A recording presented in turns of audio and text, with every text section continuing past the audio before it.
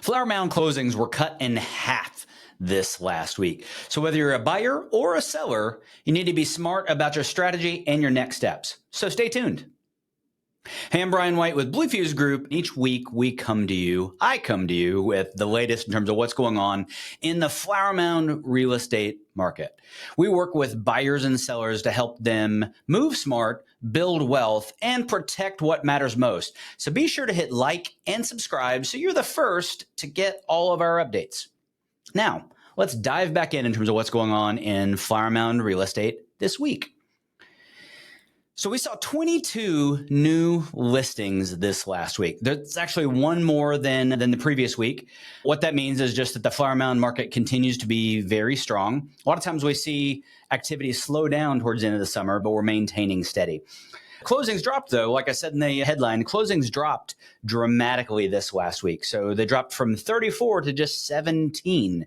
Inventory continues to hit the market and continues to grow, but closings, that's a little bit of a downer for the market. Flower Mound market has been really strong overall, but that's potentially a sign of weakness. Let's keep our eyes on that. What's crazy is across the country, nearly 15% of contracts dropped out in July. That's a huge number, 15%. So what's that, like a little more than 1 in 6 contracts fell out. That's huge. So what does this mean for you? Well, sellers, with just 22 new listings on the market and not very many canceled deals, Flower Mound is a competitive market. That still means that you need to price aggressively, price for what the market's doing now, not what it was in the spring or even in 2022. Just think about that and work with somebody who knows what they're doing in terms of helping you price attractively.